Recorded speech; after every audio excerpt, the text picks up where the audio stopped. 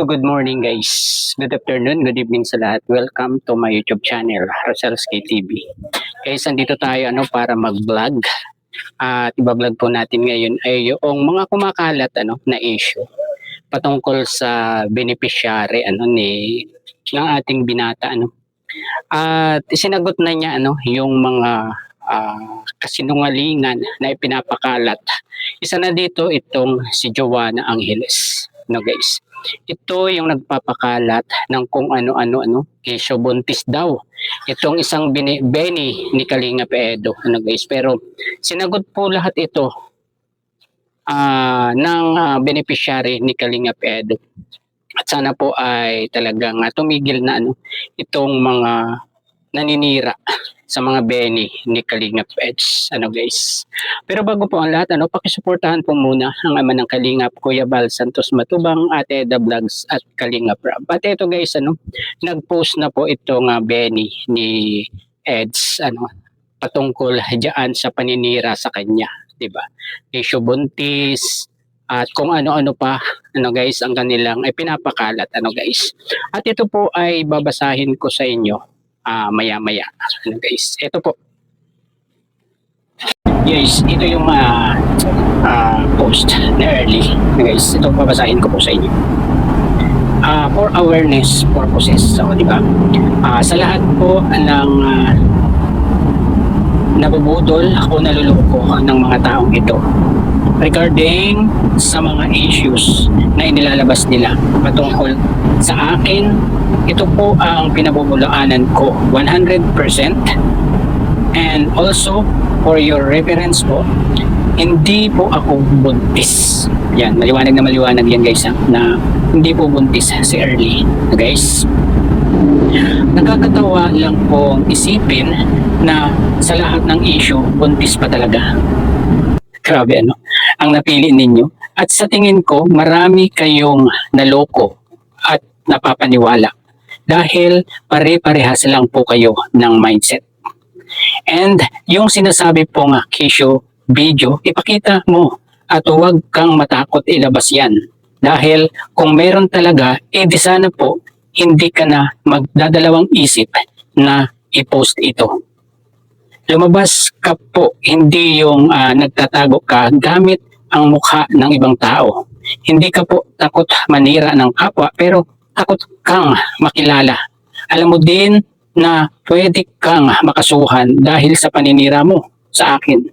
Grabe Lalo't ako po ay dalaga at nag-aaral kahit nasa lupa-lupa kayo ng mundo, kaya po kayong hanapin ng batas. Kaya maging maingat po tayo sa bawat salita na ating bibitawan, lalo't kung hindi nyo po kilala ang tao. Yan guys, yun yung sabi ni Early dito. Yun guys, yung sinabi ni Early dito sa kanyang post na ito. At meron pa po siyang huli na sinabi. Ito po, babasahin ko po ulit. This is my first and last statement na magsasalita ako regarding sa mga issue na ibinabato ninyo sa akin. And kung may issue naman po kayo, silang ibabato,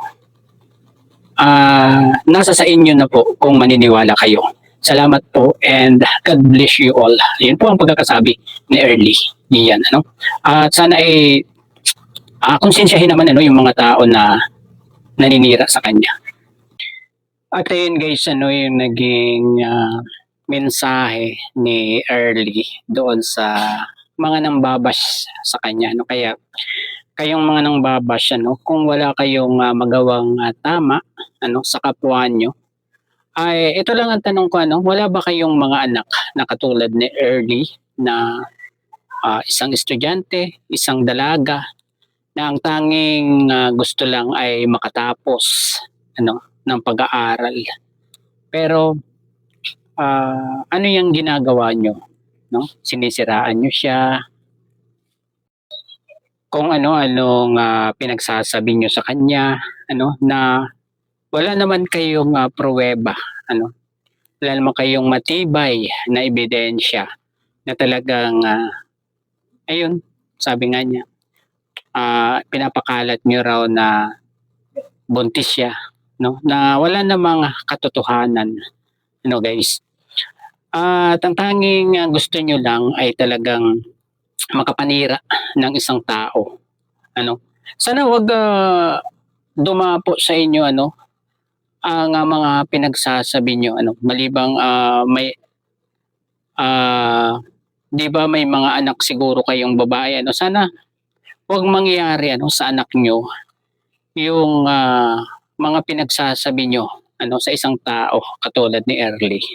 Guys, matino yung tao pero ano yung pinaggagawa nyo, Isa ka na, Joanna, Isa ka sa sobrang mag-post ng mga nakakasira kay Early, guys.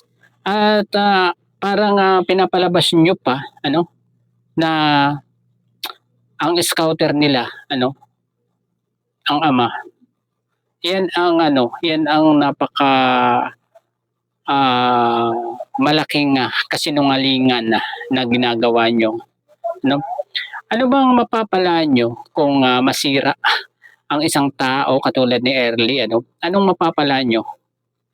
Guys, wala naman kayong mapapala dyan eh. Yun nga lang, masaya ba kayo na nakakapanira ng isang tao?